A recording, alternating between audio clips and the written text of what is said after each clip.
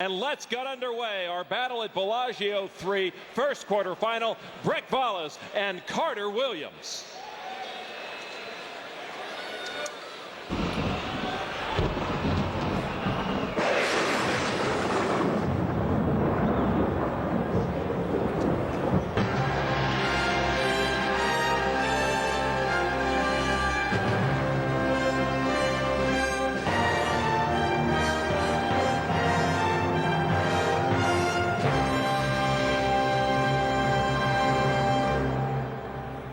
Making his entrance to the ring at this time, coming to the blue corner, here is Brek Wallace.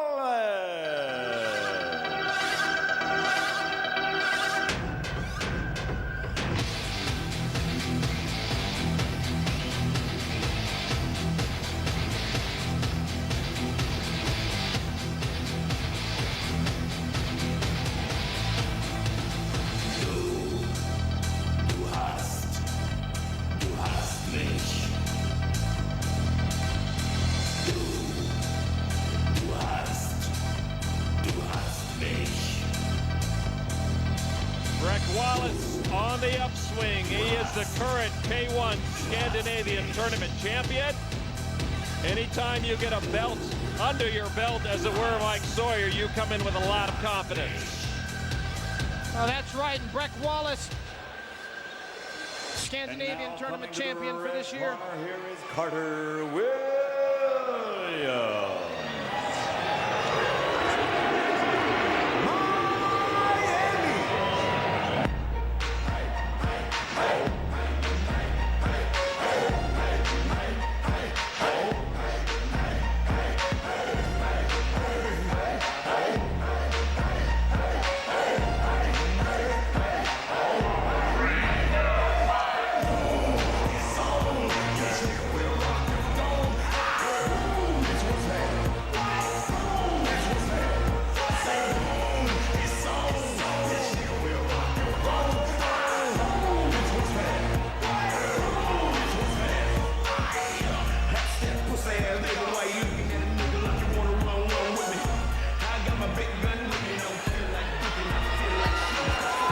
Carter Williams looking very slim and trim, Lon. He's at 242, looking very muscled.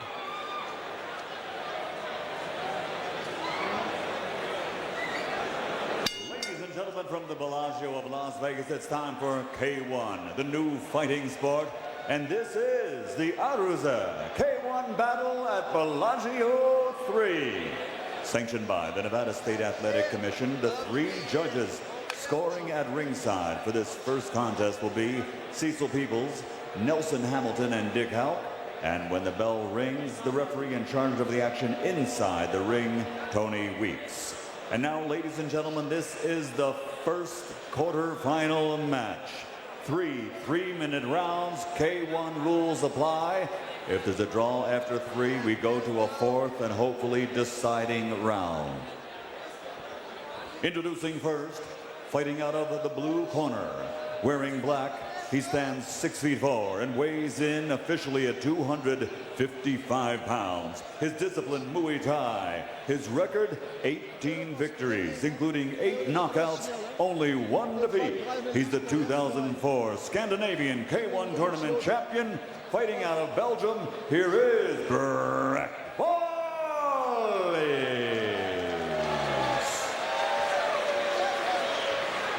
And his opponent across the ring, fighting out of the red corner, wearing blue, standing 6'1", weighing in officially at 242 pounds. 16 victories, including 11 knockouts, 4 defeats with 1 bout even. Also a Muay Thai discipline and Muay Thai national champion. He's the 2003 USA K1 champion from Modesto, California.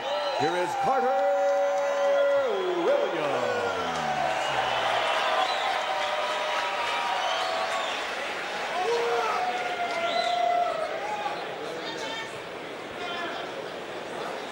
Okay, gentlemen, you both received your instructions in your dressing room.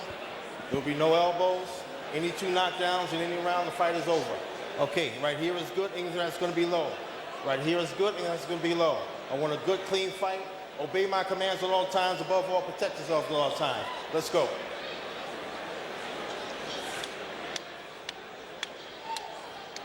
And the tale of the tape tonight between Carter Williams and Brek Wallace looks like this. Carter Williams a lot smaller than we've seen him in the past. Brek Wallace with a height advantage, and that always comes into play. Now, the big difference here is the weight and the record. Really, I mean, Carter Williams with 11 knockouts out of 16 victories, that cannot be ignored. And Carter Williams in the blue trunks, Brek Wallace in the black. I'm very anxious to see the new slimmed-down Carter Williams, kind of how we saw him early last year. He really bulked up later on, and maybe that cramped his style.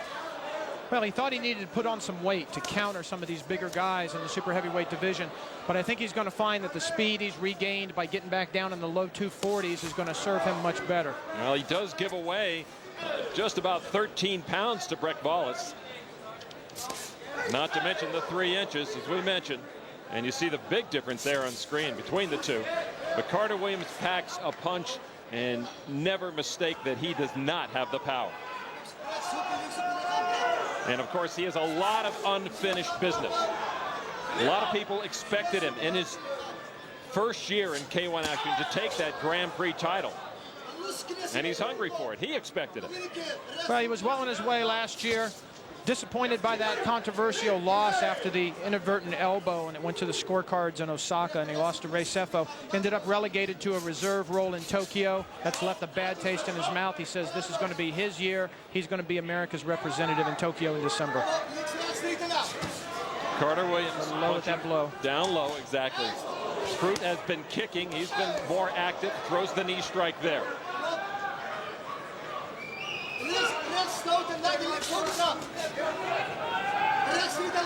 Crute training out of Holland. Of course, that's where most of the champions, I'm sorry, Brek Wallace training out of Holland, where most grand champions have come from.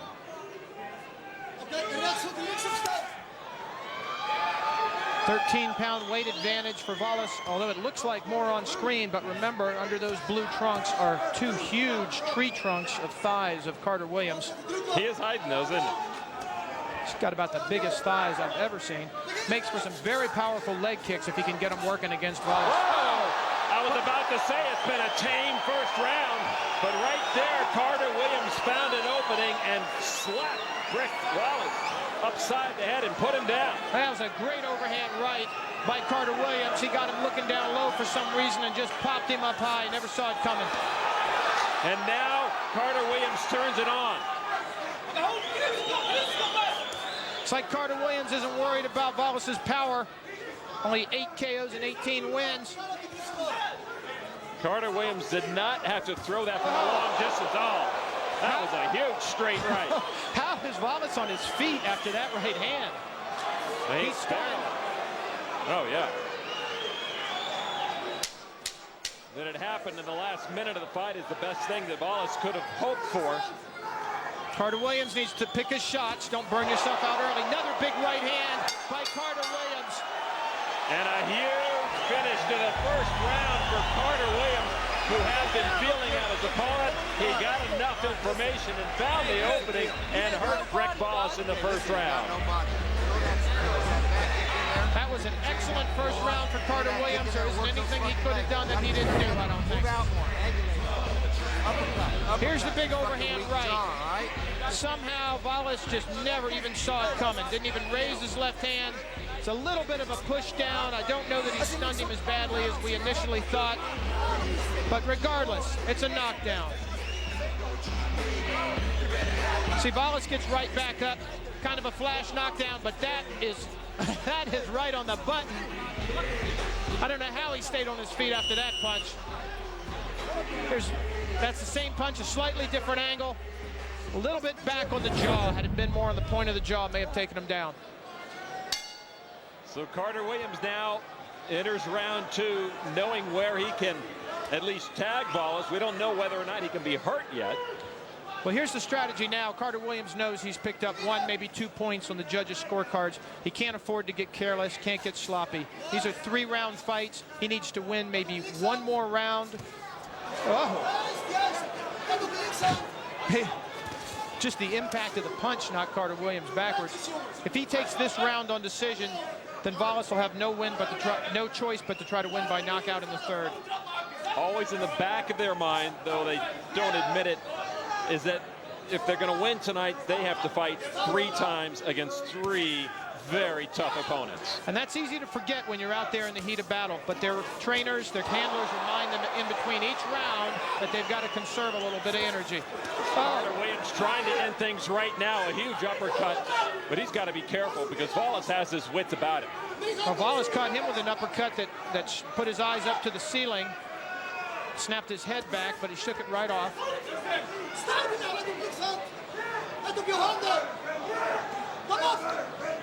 Carter Williams' criticism has been that he's not a closer. He'll get ahead on points and then he'll slow down.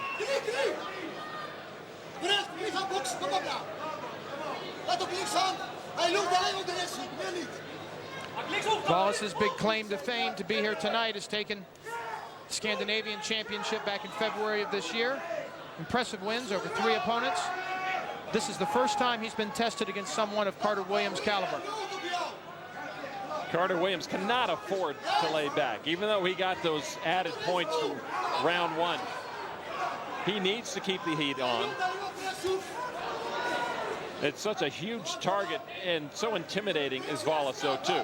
You see the redness behind the thigh on the right leg of Wallace. That's where Carter Williams did some early damage. He's not gone back to that. No, Williams seems to just be laying back. I'm not sure why. Maybe he's a little tired from the first round. Maybe he's just waiting to land the big right hand again. Here he comes in on the last minute, just like he did in round 1. Perhaps that's the strategy.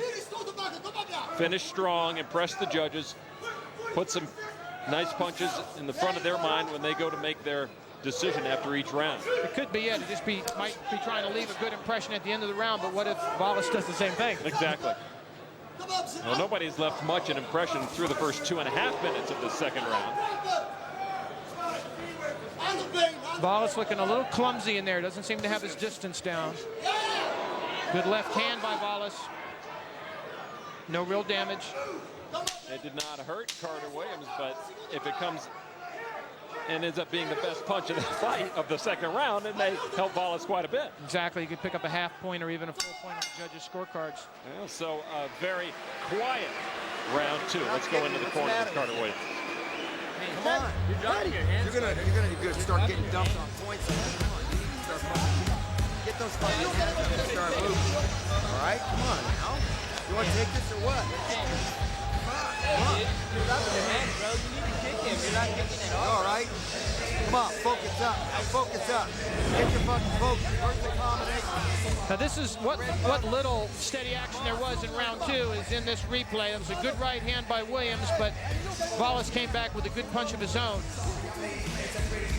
More or less the resting round for both fighters. I think too close to call in the judges' scorecards. I'd give Carter Williams maybe a half a point edge in round 2.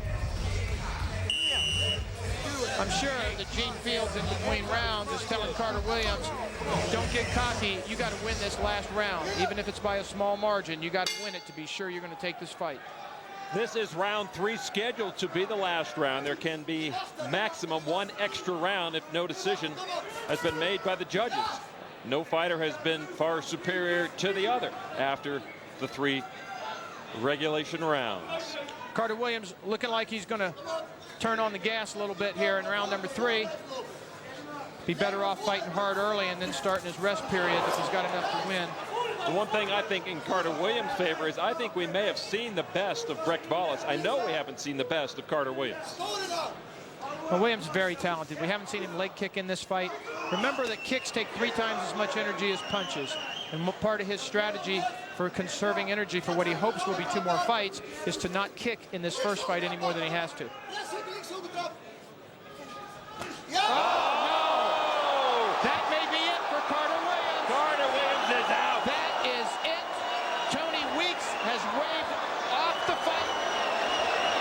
A stunning knockdown for Brecht Wallace.